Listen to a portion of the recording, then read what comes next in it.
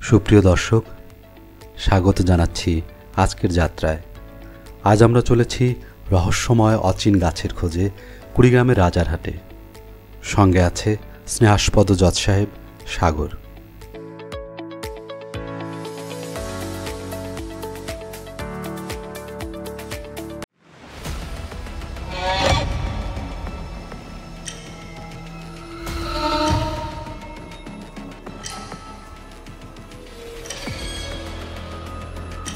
একটি গাছ যার পরিচয় নেই, ইতিহাস অস্পষ্ট, কিন্তু মানুষের বিশ্বাস আর রহস্যের গল্পে ঘেরা এই গাছ স্থানীয়ভাবে পরিচিত অচিন গাছ নামে।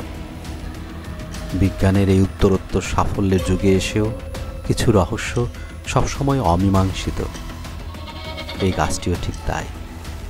এই গাছের বয়স প্রায় 400 থেকে 500 বছর বলে মনে করা হয়।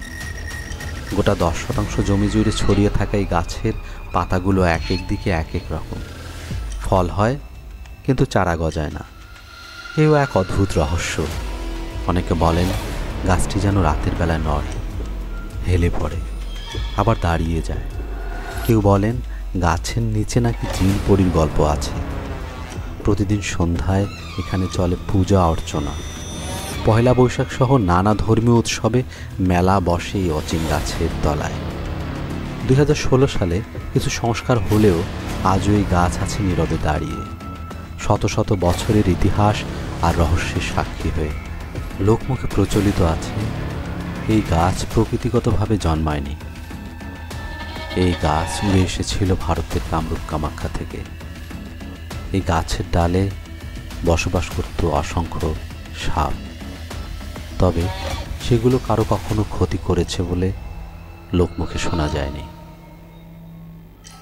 আমরা আজকে ড্রোন নিয়ে এসেছিলাম যে এই রহস্যময় গাছের রহস্য ভেদ করা যায় কি না, এর গাছের প্রকৃত ফল কেমন, পাতা কেমন, অন্যান্য বিষয়গুলি কেমন, সেগুলো আপনাদেরকে দেখানোর চেষ্টা করতাম।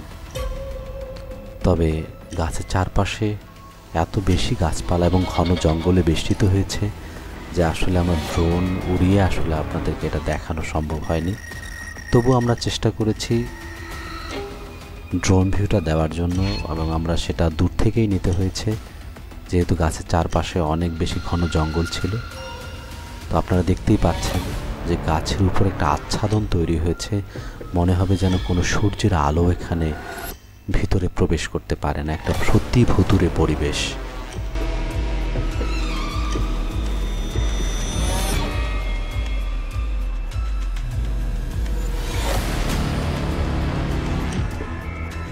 ভিডিওটি ভালো লাগলে লাইক দিন, শেয়ার করুন এবং আমাদের যাত্রা চ্যানেলটি সাবস্ক্রাইব করুন। ধন্যবাদ।